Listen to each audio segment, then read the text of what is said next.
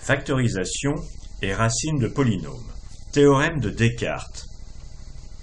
Nous avons déjà rencontré les formules littérales ax plus b et aussi ax2 plus bx plus c. Ça s'appelle respectivement polynôme du premier degré en x et polynôme du deuxième degré en x. Et on a aussi appelé ça le trinôme parce qu'il y a trois termes. D'une manière générale, l'expression littérale an x puissance n plus an moins 1 x puissance n moins 1 plus a2 x puissance 2 plus a1 x plus a0, où les a c'est des paramètres ou des coefficients, et naturellement le premier d'entre eux est différent de 0, ça s'appelle un polynôme de degré n de la variable x. Donc un trinôme, c'est un polynôme de degré 2 de la variable x, où ici, au lieu de dire a2, a1 et a0, bon, on les appelle a, b et c. Il est intéressant de considérer différents cas pour les coefficients AI. Il y a le cas où tous les AI appartiennent à Z, c'est-à-dire les entiers relatifs. Il y a le cas où tous les AI appartiennent à Q, c'est-à-dire tous les nombres rationnels. Il y a le cas où tous les AI sont les nombres réels quelconques. Et puis il y a même d'autres cas qu'on ne va pas étudier. On peut penser, quant à nous, à des coefficients réels. Quoique la plupart du temps, on va à vrai dire travailler avec des coefficients dans Z. L'ensemble des polynômes se comporte un peu comme l'ensemble des nombres entiers avec les opérations plus et multiplier. On se rappelle la décomposition des nombres entiers en facteurs premiers. Eh bien, les polynômes, ça se factorise aussi. Et les factorisations sont même uniques, de la même manière que les décompositions des nombres entiers en facteurs premiers. Nous n'étudierons pas l'ensemble des propriétés des polynômes à coefficients dans un ensemble donné, Z, Q ou R. C'est un sujet pour le lycée et même après. Mais nous allons étudier un résultat qui est très joli et très simple, le théorème de Descartes. C'est l'un des théorèmes de Descartes qui a démontré énormément de choses dans sa vie. Il a inventé ce qu'on appelle la géométrie analytique en particulier. Alors voici ce que dit le théorème de Descartes. Si P de x est un polynôme et R est une racine de ce polynôme, alors le polynôme peut être factorisé sous la forme P de x égale x moins R fois un autre polynôme. Et ce polynôme Q de x est de degré inférieur à celui de P. Il est même de degré juste moins 1 par rapport à celui de P. On savait évidemment l'inverse, c'est-à-dire que si P de x peut être factorisé sous la forme x moins R fois Q de x, alors forcément P de R est égal à 0. C'est-à-dire que R est une racine de P. C'est la définition d'une racine de P d'un polynôme. C'est si on met R à la place de la variable x, on obtient 0, alors ça s'appelle une racine.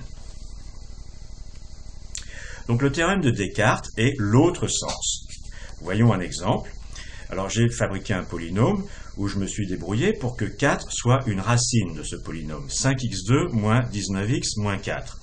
Alors, d'après le théorème de Descartes, eh bien 5x2 moins 19x moins 4 peut être écrit sous la forme x moins 4 fois un autre polynôme. Et là, c'est pas très compliqué de voir que l'autre polynôme, c'est 5x plus 1. Démonstration du théorème de Descartes. Elle s'appuie sur une jolie identité remarquable, qui est la suivante, c'est que xn moins rn, ça c'est des puissances, eh bien c'est égal à x moins r fois x puissance n moins 1 plus r fois x puissance n moins 2 plus r2 fois x puissance n moins 3 plus, etc., jusqu'à r puissance n moins 2 fois x plus r puissance n moins 1. En d'autres termes, les puissances de r et de x ici s'additionnent toujours à n moins 1. À vrai dire, on connaissait déjà cette identité remarquable où j'avais mis 1 à la place de R et puis j'avais mis A à la place de X.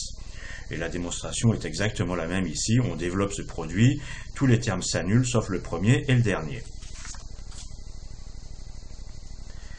Alors soit donc un polynôme P de x qui est égal à la somme de A0 plus A1x1 plus A2x2 plus jusqu'à AN xn. Ça s'écrit comme ça, somme de les indices, ou enfin le nombre i allant de 0 jusqu'à n de AIXI. Cette somme, ce signe, il faut qu'on commence à apprendre à être familier avec ça. Ça veut simplement dire A0 x puissance 0 plus A1 x puissance 1 plus A2 x puissance 2 jusqu'à AN x puissance n. C'est donc un polynôme de degré n en x, à la condition naturellement que AN soit différent de 0. Et supposons que R est une racine de ce polynôme, c'est-à-dire P de R est égal à 0. Donc on peut écrire, si vous voulez, de manière plus développée, A0 plus A1R plus A2R2 plus ANRN égale 0. J'aurais pu écrire ça avec ce genre de formule. Eh bien, on peut donc écrire P de x est égal à P de x moins P de R, puisque ça consiste à retrancher 0. Et alors, si on regarde terme à terme, P de x moins P de R, c'est la somme de i égale 1, parce que le A0 il a disparu, jusqu'à n de AI fois x puissance i moins r puissance i. Or, chacun de ces termes ici peut être mis sous la forme x moins r fois un polynôme. C'est précisément la première identité qu'on a vue. Le Q de i a même une forme simple, mais on ne va pas l'écrire parce que ça va faire un peu compliqué avec les indices et les puissances et tout ça. Donc, où chaque QI de x est donné par l'identité du début. Donc, on peut factoriser x moins r, on peut factoriser x moins r devant, puisqu'il est devant chacun de ces termes. Donc, on le met devant. Et on obtient P de x égale x moins r fois quelque chose. Ici, tout ça, c'est multiplié par x moins r. Voilà, on a donc factorisé P de x avec x moins r fois un autre polynôme, CQFD. Ça veut dire ce qu'il fallait démontrer. C'est ce qu'on met parfois à la fin d'une démonstration.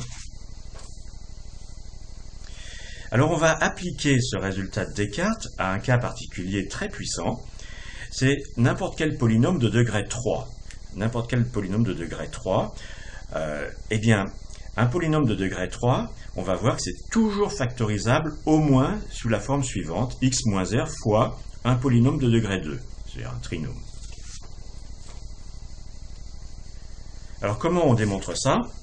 Eh bien, quand on trace les points, comme d'habitude, x et puis la valeur du polynôme de degré 3 pour ce même x, on obtient une courbe qui tend vers moins l'infini quand x tend vers moins l'infini, et tend vers plus l'infini quand x tend vers plus l'infini.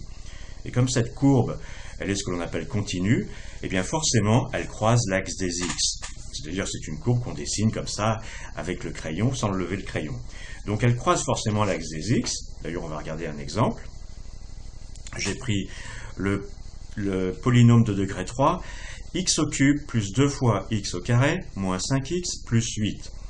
Et donc j'ai dessiné tous les points pour une certaine plage de x, de moins 5 à plus 5, où j'ai pour abscisse x, tous les points qui ont pour abscisse x, et pour ordonner ceci. Mais il y en a toujours au moins un qui croise l'axe des x. Je me suis débrouillé pour qu'ici on voit sur le dessin. Effectivement, cette courbe, vu qu'elle va vers moins l'infini par là, quand x augmente dans les nombres négatifs, et qu'elle va vers plus l'infini quand x augmente vers les nombres positifs, je devrais dire diminue ici, et bien forcément quelque part elle croise l'axe des x, forcément quelque part.